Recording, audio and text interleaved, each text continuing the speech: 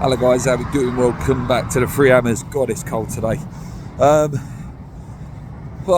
where do I start? Honestly, where do I start with yesterday? When the lineup come out, it was like, oh dear, Cornet, Benra.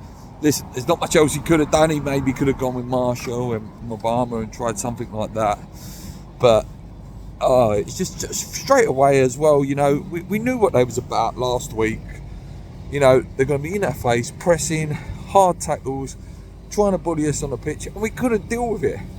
Any team that presses us, we absolutely crap ourselves. Honestly, we don't know what to do. We cannot pass the football to save our lives without the magic men on the pitch. Stupid lorry. Without the magic men on the pitch, Paqueta, Kudus and Bowen, we're absolutely toothless. At points in that game, Bristol City were passing it around like prime Barcelona, and we didn't have a Scooby-Doo. Headless chickens, poor passing, overhit passes, just overthinking, players that are not sharp because they haven't had enough minutes. It's just ridiculous. But even that as an excuse, they've not had enough minutes. They're playing Bristol City. They should at least be able to match them. You're Premier League footballers. I didn't know who the Premier League team was. I certainly knew who wasn't the Premier League team. That was West Ham. The goal came quite early, wasn't it? About 4 or 5 minutes. Mavropanos, big mix up on that side. Played the ball back. Fabianski missed the ball, slow off his line. And then it was a really good finish by their player, to be honest with you. And after that, Danny Eggins had a couple of half little chances. Souček had one. Mavropanos pulled his leg away from one. There's no point even really talking about the chances and stuff like that, because it was just so poor. At half time, I actually sort of transferred it. I put it onto my phone, the game, and I was just playing my PlayStation, whatever. And I didn't miss anything. I could hear the commentary going, but they weren't like West Ham really going for it and really pressing and pushing. Oh, it was awful. And don't get me started on Benny. Listen, this is a guy I defended for a long, long time. When he first broke through, and it was like, give him time.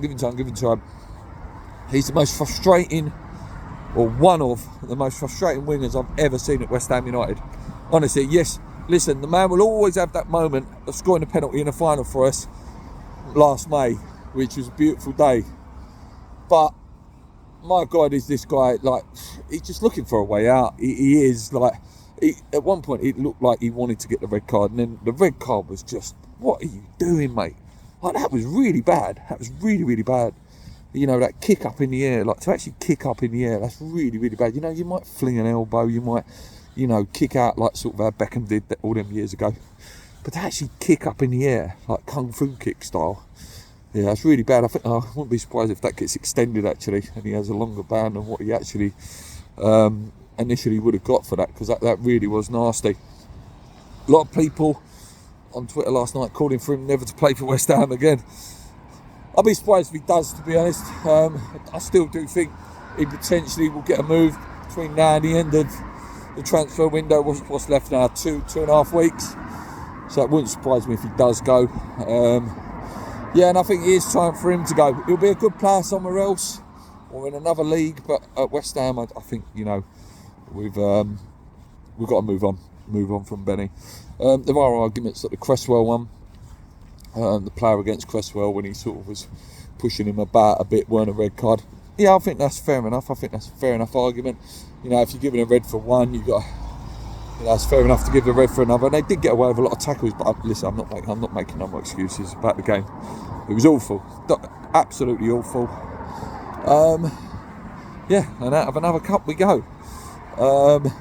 Let's just hope, hope and pray. Loads of rumours that Bowen will be back for Sheffield United, or at least a late fitness test. Ghana play Egypt on Thursday. They did lose their first game, Ghana. So if they are to lose to Egypt, which you would expect, because Egypt are one of the favourites, then with a good chance we could get Kudus back within, a week and a half, or whenever the third game is, which could be a bit of a damp squid game. So I'm actually fingers crossed that Ghana lose that game. So we get him back. We need him back. He's a magic man. We need that ability and that maverick that he's got about him.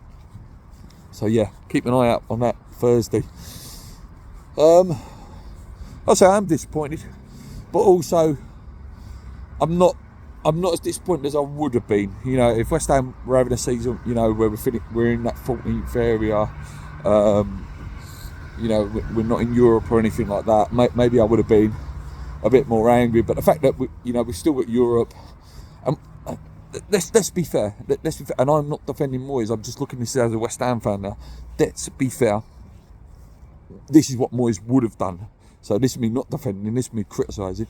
Probably, let's say we beat Bristol, potentially beat Forest or Blackpool, whoever it would have been, and then we probably would have got Man City out the hat or Liverpool out the hat, whoever it was, and then throw the game.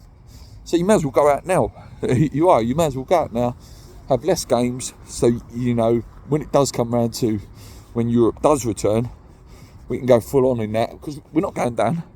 I hope the season doesn't really fall off in the league too much, but yeah, we're not going down, and all these good players hopefully will be backed by the Europe, and we can really just go full flow in that. But yeah, not good. We desperately need some signings just to give us a bit of a lift in terms of some new blood in there, some pace and stuff like that, because after that front three and a few of the starters, we're very, very light. We're very, very flaky. The team's not good enough to go and win games, and that's it's like saying, I do not want our season to tail off. Only takes if Paqueta comes back and it becomes a little bit of a niggle for the rest of the season, that's going to be horrible. Bowen, I hope we ain't rushing him back too quickly for the Sheffield United game at the weekend. Yeah.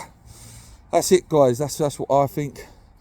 I think the only person who can sort hold his head up a little bit was Emerson. I think he, got stuck in and tried his best, but really, really, really, really poor. Like really poor.